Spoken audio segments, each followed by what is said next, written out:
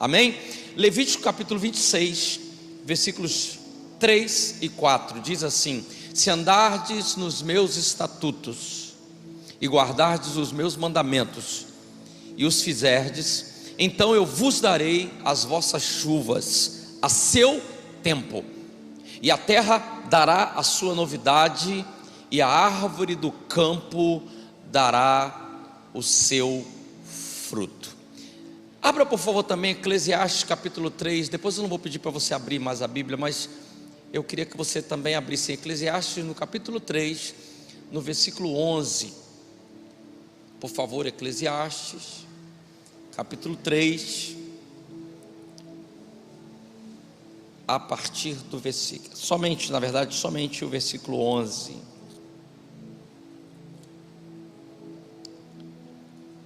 Diz assim: tudo fez formoso em seu tempo, e também pôs o mundo no coração deles, sem que o homem possa descobrir a obra que Deus fez, desde o princípio até ao fim. Eu quero compartilhar com vocês hoje uma reflexão sobre o tempo, um dos maiores presentes que Deus nos deu. Desde o princípio, a Bíblia, lá no Gênesis, você vai aprender sobre isso. Deus estabeleceu os tempos, o tempo, e as estações. Como está escrito, por exemplo, em Gênesis no capítulo 1, versículo 14: e disse Deus: haja luminares no firmamento do céu, para separar o dia da noite, e sejam eles para sinais e para as estações, e para os dias e para os anos. Estou fazendo aqui uma introdução só para você entender o que eu quero aplicar. Deus é o criador do tempo. Ele não está limitado por ele, mas ele governa soberanamente o tempo. Em Eclesiastes no capítulo 3, que nós lemos mais no versículo 1, nós somos lembrados de que tudo tem o seu tempo determinado, e há tempo para todo propósito debaixo do céu. Isso nos mostra que cada momento das nossas vidas, ela está sob o controle perfeito de Deus. Nada escapa à sua providência. Ele é o Senhor do tempo. Diga, Ele é o Senhor do tempo. Essas passagens nos ensinam que, apesar de todas as nossas limitações, inclusive temporais, nós podemos confiar no Deus eterno, porque Ele está conosco em todos os momentos da nossa vida, e Ele nos guia através de cada estação da nossa vida. Nós precisamos enxergar que só quando entregamos o nosso tempo para Ele, sabendo que Ele tem um propósito perfeito para cada segundo, para cada momento que nós vivemos, nós podemos então experimentar a sua vontade. Mas para a aplicação de hoje, eu quero mostrar que o tempo revela algumas coisas. Primeira coisa que eu quero que você entenda é que o tempo mostra quem você é. O tempo vai mostrar quem você é. Você deve ter visto ao longo da sua vida pessoas que foram conhecidas na mídia por fazerem coisas absurdamente fantásticas e viraram unanimidade. Mas depois de um tempo, as pessoas descobriram que o seu talento não se igualava ao seu caráter. E talento te projeta, o caráter te mantém. Eu tenho muito respeito à figura humana, eu vou dizer porque é uma pessoa pública, e eu estava inclusive orando, porque eu aprendi a orar, inclusive pelos meus inimigos. Imagino por aquelas pessoas que não me fizeram mal algum. Eu estava vendo uma compilação de jogadas do Robinho, e as pessoas estavam comentando, e a matéria era como que acabou a carreira do Robinho. Tem um jogador que ele ganhou tanto dinheiro que o patrimônio dele está perto de 300 milhões de euros. E ele está preso por causa de um abuso. O tempo ele mostra daquilo que você é feito. O tempo mostra quem você é. Deixa eu dizer para você, eu tenho tentado aqui na DEVEC Niterói, no tempo que Deus me permite estar pastoreando vocês, ser um exemplo naquilo que eu falo. E eu não tenho inclusive dificuldade de dizer quando eu sou um mau exemplo, porque eu acredito que quando a gente constrói uma relação honesta do altar para as ovelhas, a gente faz com que a ovelha cresça de maneira saudável, sabendo que o pastor não é um super-homem. Mas eu tenho aprendido também que o tempo ele mostra as coisas que as pessoas não dizem. O tempo mostra aquilo que as pessoas escondem ou que maquiam. O tempo ele é funcionário de Deus e ele é implacável para mostrar. E a Bíblia diz que não há nada oculto que não seja revelado. As pessoas que decidem viver uma vida fake, elas mais dia menos dia serão descobertas. As pessoas que trabalham mesmo fazendo coisas boas, porque o ser humano é o único ser que pode abraçar sorrindo, que pode apertar a mão querendo mutilar, que pode deitar junto objetivando matar.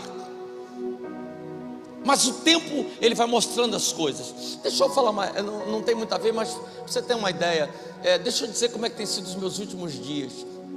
Eu fiz uma cirurgia, convivo há anos, e nós temos aqui uma dentista, eu convivo há anos com um problema periodontal. Para quem não sabe, é uma bactéria que se aloja no osso do dente, na raiz do dente, e ela vai comprometendo a mobilidade dos dentes.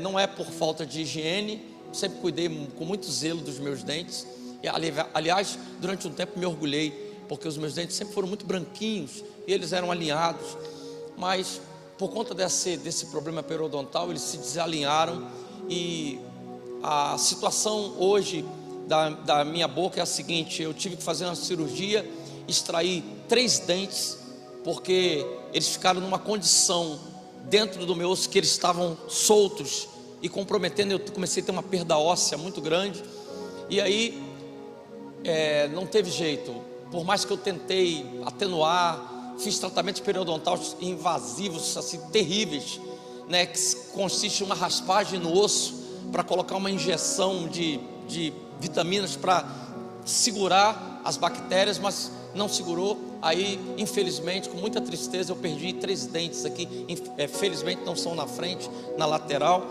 E se não bastasse essa cirurgia, que é terrível, eu ainda tive que fazer nesse mesmo processo uma raspagem mais invasiva do osso para atenuar. E o próximo passo agora é ficar com uma prótese que eu estou tendo que me acostumar, porque é presa no céu da boca com alguns ganchos aqui.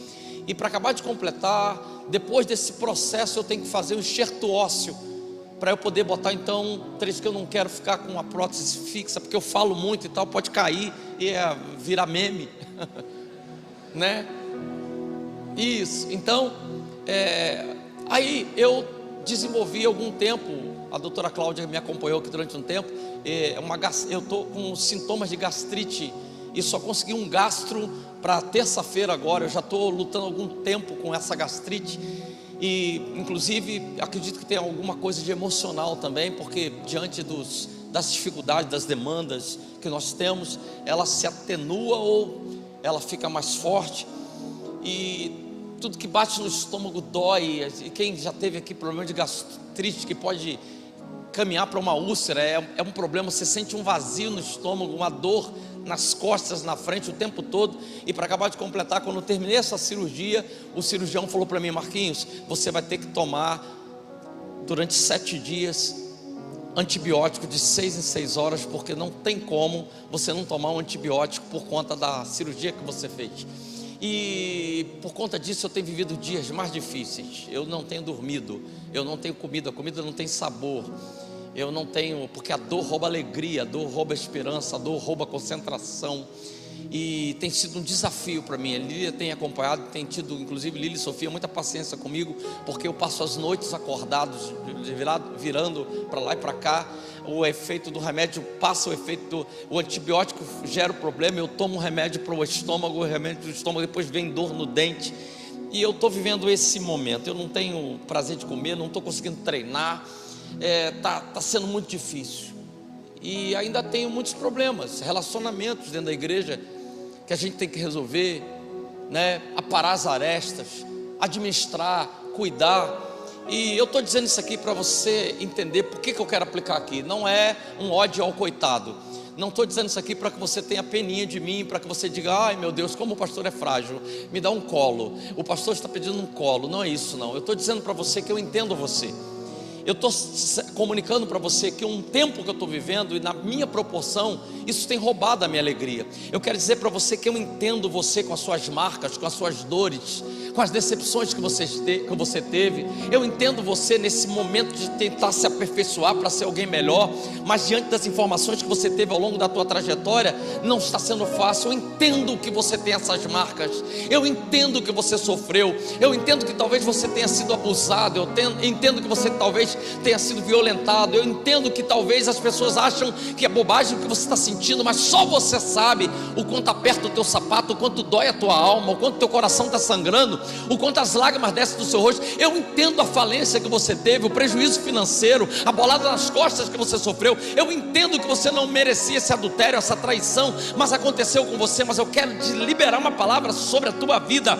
Esse tempo não decide quem você vai se tornar. Se você aprender com esse tempo e sobreviver esse tempo, a versão que vai surgir de você depois desse tempo vai ser muito melhor do que o tempo que você está vivendo agora. Você recebe essa palavra? Deixa eu falar uma coisa para você. Em Marcos, no capítulo 5, vai contar uma história de uma mulher, 12 anos com hemorragia. Você conhece a história? Eu só quero avivar a sua memória. 12 anos sem recursos, sem expectativa, sem alegria, uma dor terrível. Como eu estou dizendo para você, eu estou enfrentando aqui de uns 20, 25 dias algumas dores. Imagine uma mulher que durante 12 anos, Mateus, 12 anos, ela tem uma menstruação que não para. 12 anos essa mulher sangra. E a Bíblia vai dizer, o texto não fala muita coisa sobre ela, mas vai dizer que ela, nesses 12 anos, esgotou todos os recursos que tinha.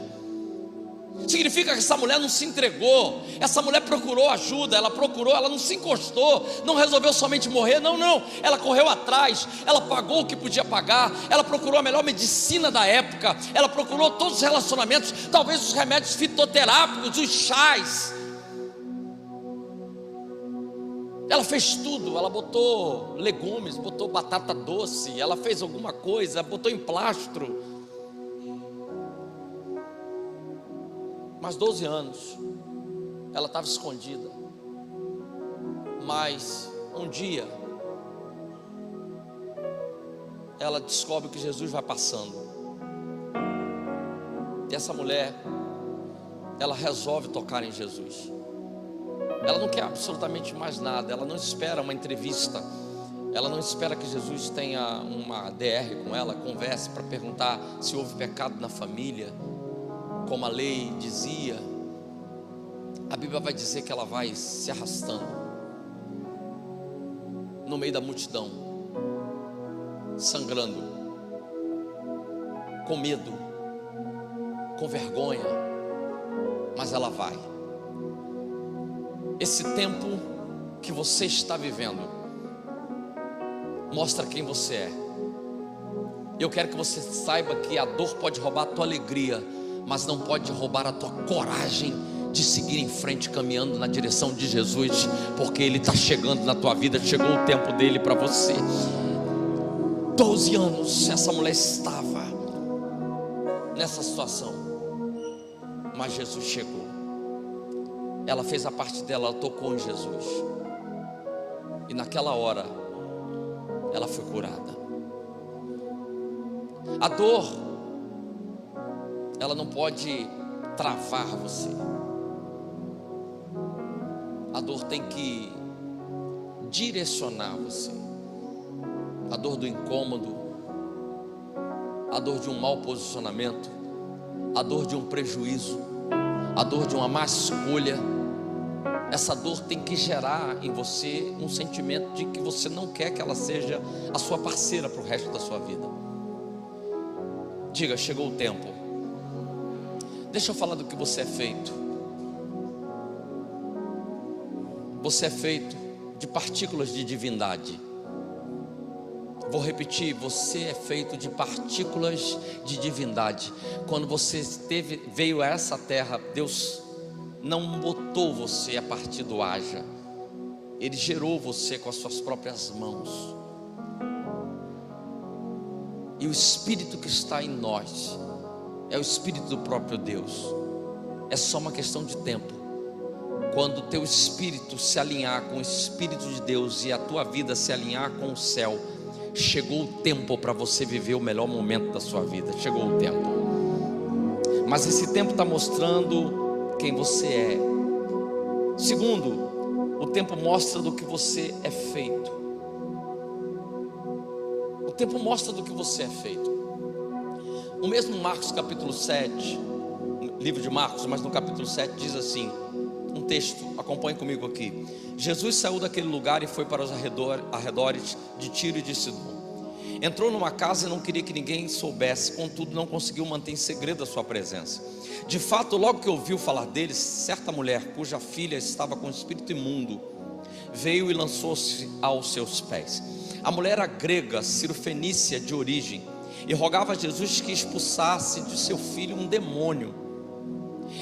E ele lhe disse: deixe que primeiro os filhos comam até se fartar, pois não é correto tirar o pão dos filhos e lançá-los aos cachorrinhos. Ela respondeu: sim, Senhor, mas até os cachorrinhos debaixo da mesa comem das migalhas. Essa mulher era cirofenícia, ela era grega, e ela ouve falar que Jesus cura. E a Bíblia diz na versão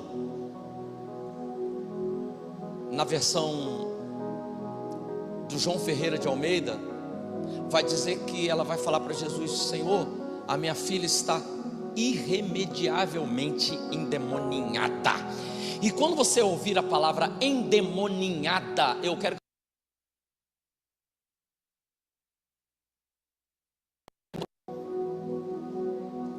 uma pessoa que está endemoniada, ela não tem um demônio só. E se a mulher está dizendo irremediavelmente, é porque já tentaram de tudo. E ela vai até Jesus, só que ela é grega, cirofenícia. E ela vai chegar para Jesus e vai humildemente falar: eu estou aqui, não marquei entrevista, não tem ninguém que me colocou aqui, não tem nenhum amigo. Eu estou aqui com a cara e com a coragem. Eu sou um imigrante, eu não sou daqui, o senhor não me conhece, mas eu estou aqui para representar uma menina que eu vi nascer, que eu botei nos braços, que eu orei, que eu sonhei com um dia que ela viria ao mundo. Só que essa menina, depois de um tempo, foi acometida de uma malignidade e ela está irremediavelmente endemoniada. Mas eu vim aqui pedir, por favor, socorre ela. E a Bíblia vai dizer que Jesus, não sei se está de mau humor, Jesus vai virar para ela. E se você depois ler esse texto sobre as outras versões, você vai ver que os discípulos falam com Jesus. Inclusive, eles dizem para Jesus: Jesus, despede essa mulher, resolve o problema dela. Os discípulos, irmãos, vendo que essa mulher está insistindo, vai chegar para Jesus e falar: Senhor, despede ela, dá uma solução para essa mulher aqui. Porque até os discípulos perceberam que essa mulher era feita de coragem, que essa mulher era feita de resiliência. E pelo jeito ela já tinha recebido um não. Alguém disse: olha, não vai ser fácil falar com ele, mas deixa eu chegar. Não vai dar. E ela tentou por um lado, tentou por um outro, tentou por um lado, tentou por um outro, até o momento que ela chegou e Jesus falou: e ele fala: não, Senhor, despede ela. Ela está aqui perturbando. Vamos falar numa linguagem bem carioca: Senhor, essa mulher está aqui enchendo o saco o tempo todo. A gente já falou que o senhor não está atendendo ninguém, a gente já falou que o senhor está com a casa lotada, mas essa mulher está insistindo. E quando ela fala para Jesus, ela espera que o mestre dê uma palavra para ela de alento, de cura. E ele vai dizer: não é lícito, não é de bom tom tirar o pão dos filhos e dar para os cachorros. Eu vim para as ovelhas da casa de Israel. Você não faz parte desse grupo. Jesus chamou essa mulher de cachorra. Já pensou se fosse aqui? Tem gente que sai da igreja só porque ouviu uma coisa que não gostou. Tu imagina se você fala com Jesus, e Jesus fala: não vou dar para cachorro, porque é para dar para os filhos. E pior que com Jesus você não pode nem brigar, porque se alguém aqui falou, tu reclama comigo ou reclama com alguém sobre mim. Agora, se é Jesus que falou, você vai falar para Deus: Deus, o seu filho me chamou de cachorra. Deus vai falar: então late.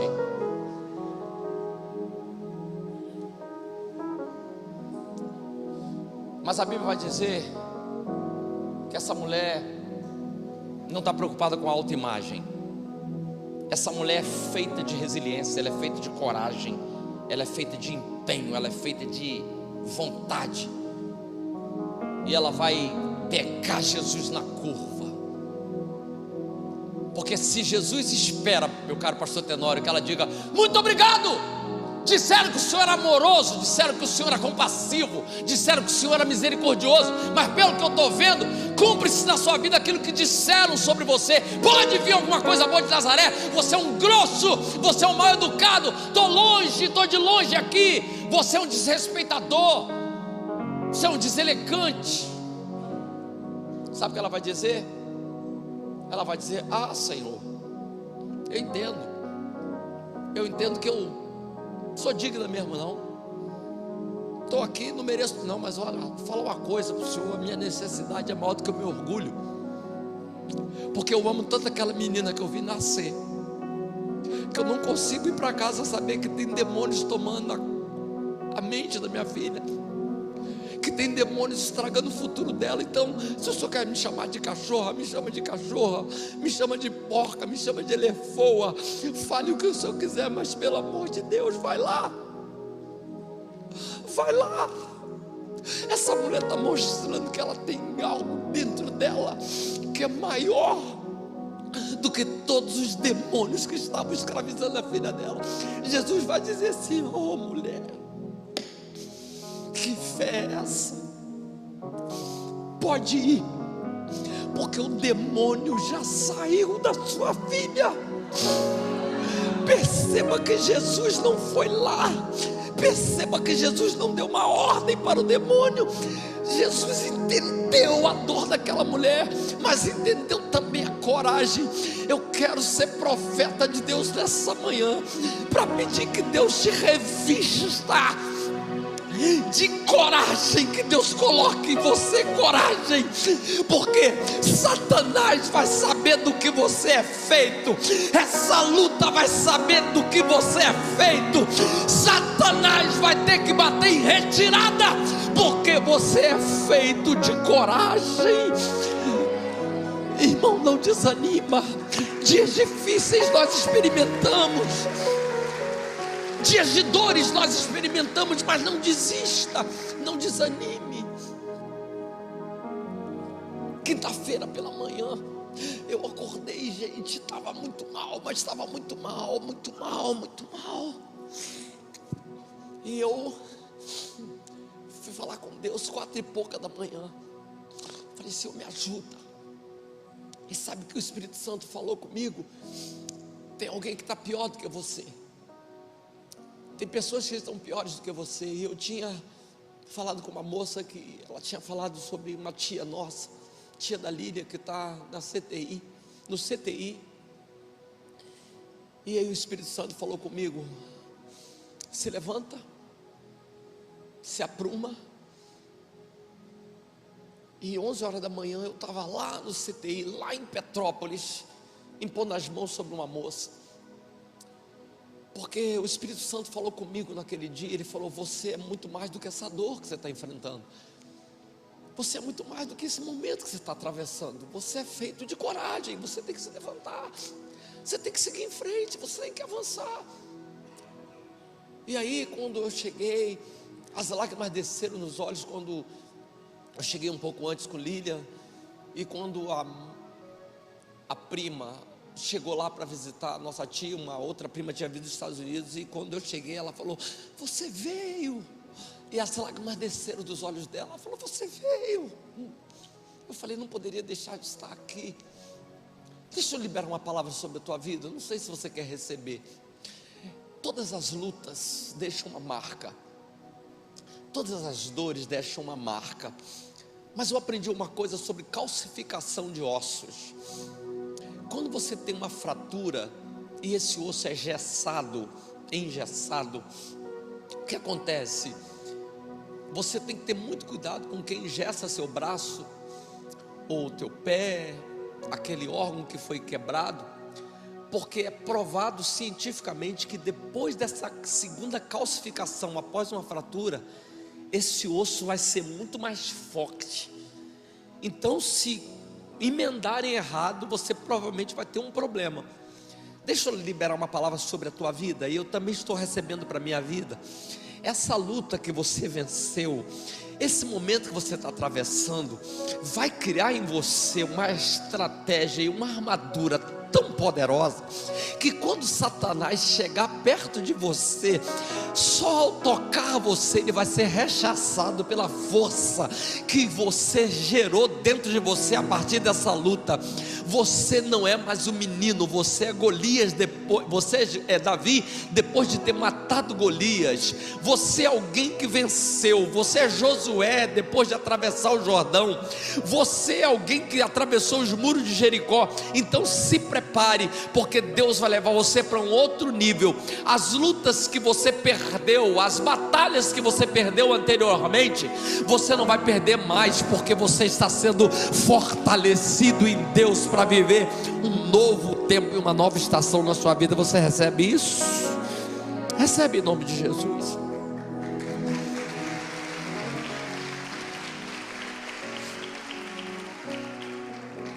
O tempo mostra quem são as pessoas. No mesmo capítulo 5, no mesmo capítulo de Marcos, eu estou lendo bastante sobre Marcos, agora no capítulo 5, tem a história de uma menina que está morrendo, filha de Jairo. Ela morre, e aí Jairo pede socorro a Jesus, e Jesus vai lá.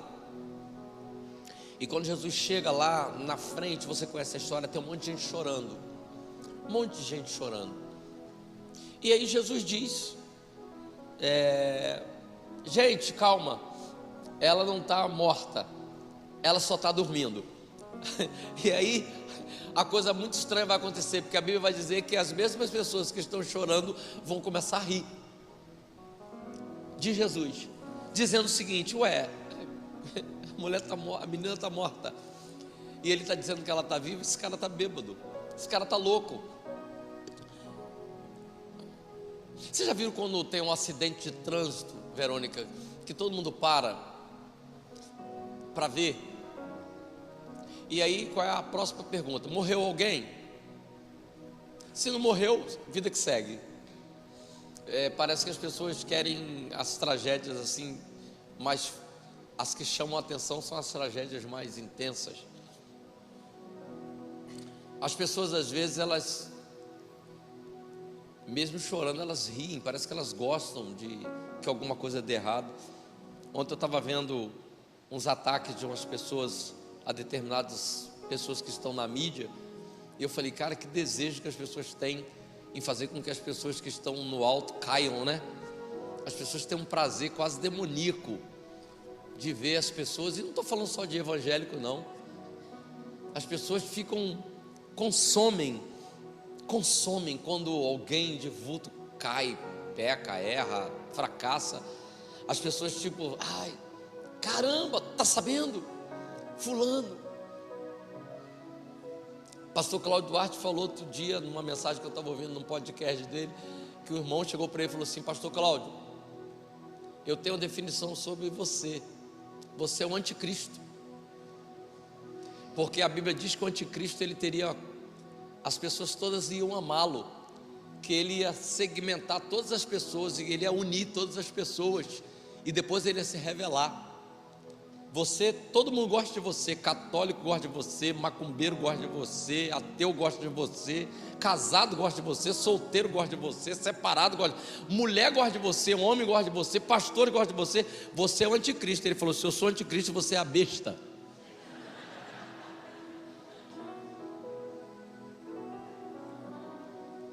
Mas Você vai, a coisa mais engraçada disso aqui, estou caminhando para o final, gente.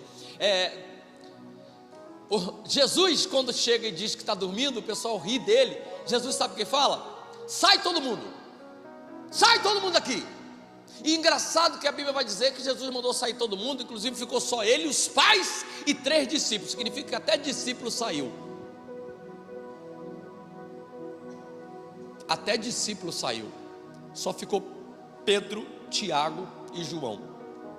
Significa que até gente que anda com Deus pode estar afastando você dele. Até gente que é denominado discípulo de Jesus pode estar afastando dele. Jesus manda sair todo mundo. Deixa eu falar uma coisa para você aqui. Chegou o tempo de você dar, mas chegou o momento de você também tirar alguns acessos da sua vida. Esse é assunto para a próxima ceia. A gente vai conversar sobre isso depois. E eu vou pregar na próxima ceia sobre onde você vai chegar. E eu posso dizer onde você vai chegar somente pelos amigos que você tem. Dizer onde você vai chegar. Eu posso dar um panorama do teu futuro. Eu posso pintar um quadro do teu futuro somente baseados nos relacionamentos que você tem. Sigamos. O tempo mostra quem é Jesus. Eu vou encerrar com isso aqui agora. O tempo mostra quem é Jesus. Você conhece muito bem um texto que diz em João capítulo 5, de um paralítico que estava há 38 anos, não sei se é paralítico, a Bíblia na verdade diz que é um enfermo, algumas versões dizem paralítico, outras dizem inválido, mas todas têm em consenso que ele estava enfermo e impossibilitado há 38 anos. A doença deveria ser uma doença que impedia o seu movimento, porque a Bíblia diz que o deixavam lá no templo, e havia um conceito de que, uma história, provavelmente com H, que havia um anjo que movimentava as águas. Eu não tenho nenhum elemento para dizer que esse anjo não vinha, apesar de não ter nenhum registro dele ter vindo, mas havia um conceito de que o anjo, ele vinha quando a água era balançada, o primeiro que pulasse no tanque era curado de qualquer enfermidade que tivesse. Você conhece a história, eu não preciso ficar nela aqui. Eu só vou finalizar dizendo algo aqui, é interessante. Quando Jesus fala com esse paralítico, ele fala: você quer ser curado? Ele disse: eu não tenho ninguém. Jesus não continua essa conversa, porque Jesus está tão interessado em mudar a história daquele homem, mas aquele homem, durante 38 anos, acostumou-se a dizer o que ele não tinha, e ele não sabia quem Jesus era. A Bíblia diz que Jesus não é conhecido por esse homem. E quando Jesus se aproxima dele e pergunta: você quer ser curado? Ele fala: Senhor, eu não tenho ninguém que quando o tanque é agitado me joga no tanque, mas sempre que eu vou, chega outro antes de mim. Jesus não quis assunto, mas se Jesus pudesse falar, diria: querido, vamos cortar o papo. Eu sou o dono do tanque. Eu sou o dono do anjo que move o tanque. Eu sou dono da água que está no tanque. Eu sou dono de cada músculo, de cada poro que você tem. E por causa disso, somente eu tenho poder para dar uma ordem para essa enfermidade se afastar de você. 38 anos você viveu sem me conhecer, mas agora você vai saber quem eu sou. E quem sabe quem Jesus é, experimenta aquilo que Ele pode fazer. Amém? Vou finalizar aqui. João capítulo 11 diz assim, escute isso aqui. Havia um homem chamado Lázaro. Ele era de Betânia, do povoado de Maria e de sua irmã Marta. E aconteceu que Lázaro ficou doente. Você conhece a história? Lázaro, amigo de Jesus. O texto vai deixar claro que Jesus amava a Lázaro, Marta e Maria. Jesus frequentava a casa deles. E a Bíblia vai dizer que quando Jesus chega na casa de Lázaro, deixa eu correr com a história para que a gente termine o culto no tempo certo. A Bíblia diz que quando Jesus chega, Lázaro já está morto há 4 dias. Queria que você ficasse de pé no seu lugar.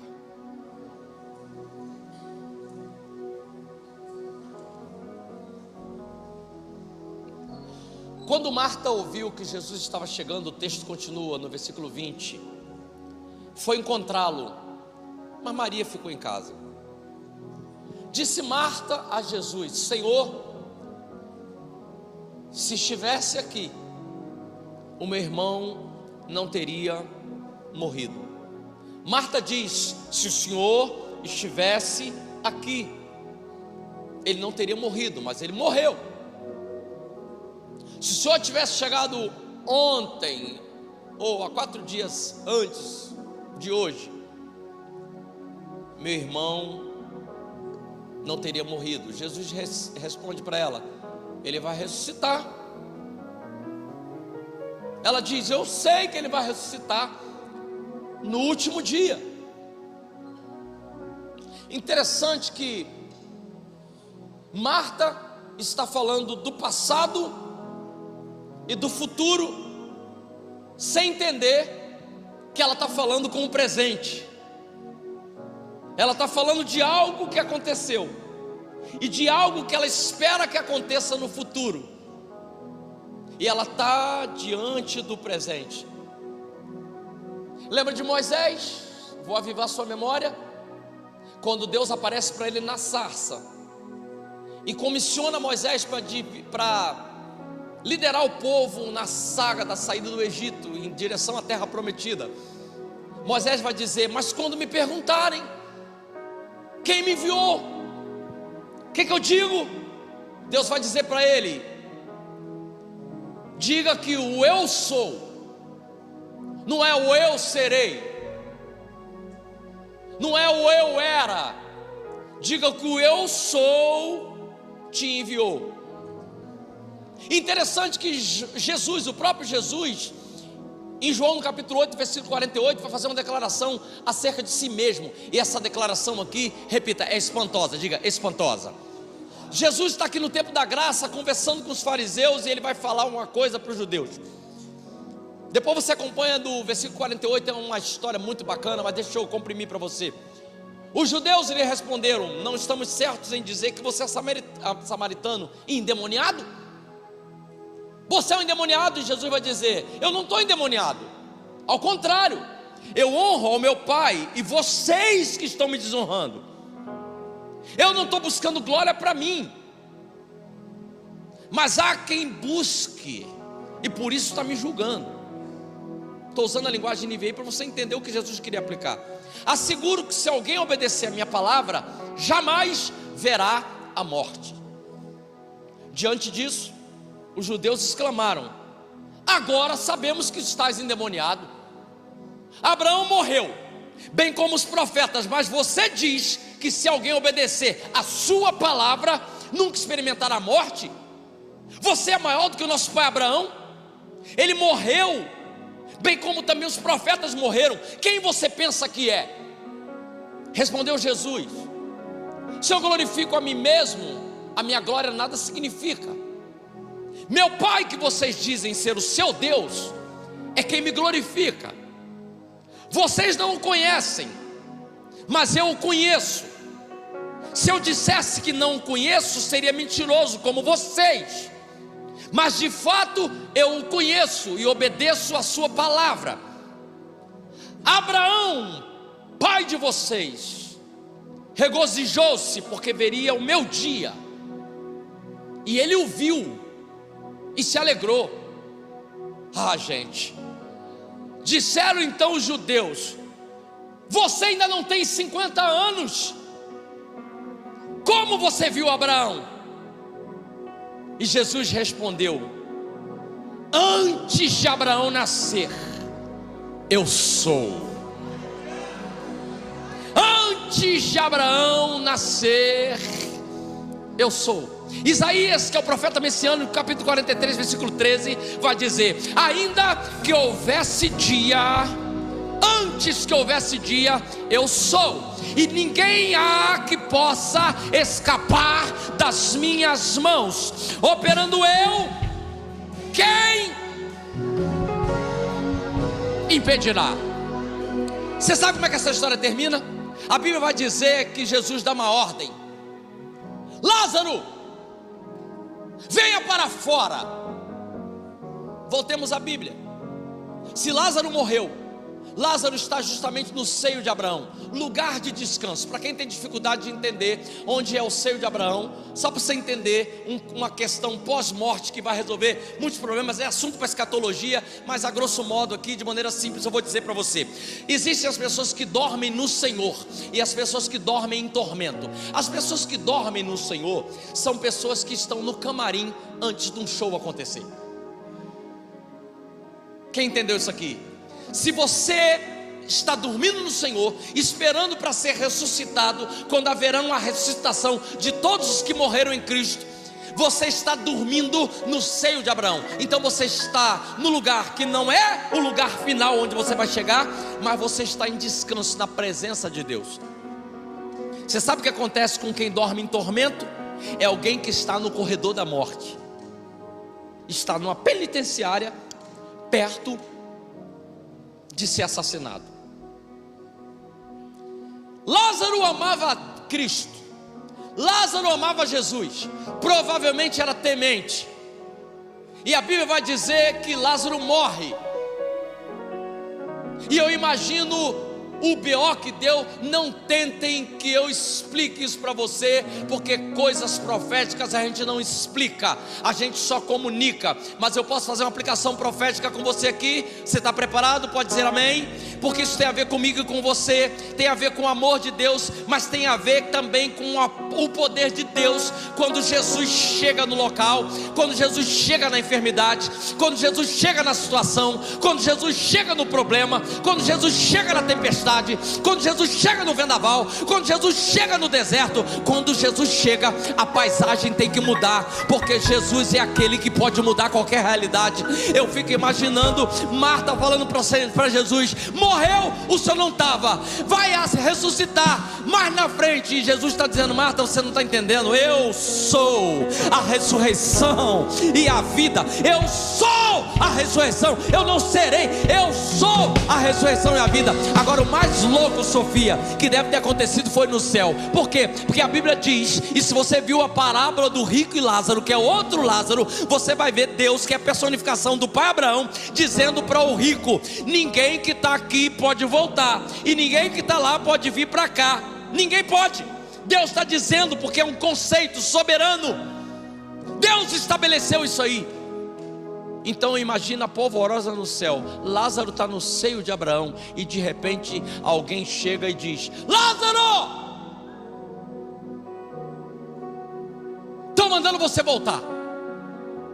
Eu imagino se tem algum anjo, não está na Bíblia, tá, Márcio? Isso aqui é uma questão profética. Eu imagino algum anjo: não, peraí, Lázaro morreu, Lázaro está morto.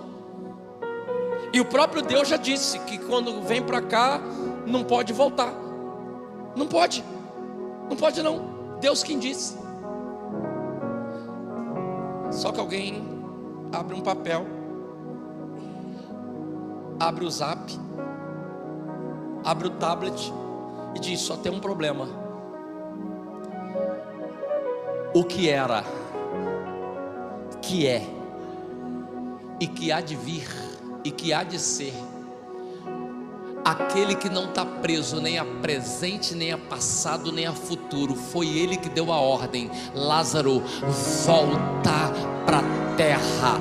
Quem deu a ordem tem poder, não está quebrando um protocolo. E por que não está quebrando um protocolo? Porque quem está mudando é Deus. Jesus, em João no capítulo 10, versículo 30 vai dizer: eu e o Pai somos um. Deus está validando a atitude de Jesus, porque Deus e Jesus são um só. Então fica imaginando, Lázaro está dizendo assim: estou no seio de Abraão, não volto mais. Mas alguém está dizendo: Lázaro, aquele que criou até o nada, aquele que criou o passado, o presente e o futuro, que não está preso a espaço e a tempo, chegou lá no túmulo e tem um monte de gente olhando, e ele disse: Lázaro, venha para fora. Então, Lázaro, eu sei que o céu está bom para você. Talvez depois de um tempo, se você andar com Deus, você volte para cá, mas Deus está dando uma ordem. Ah, não, peraí, você não vai glorificar agora não, porque eu tenho um contexto aqui com... Não.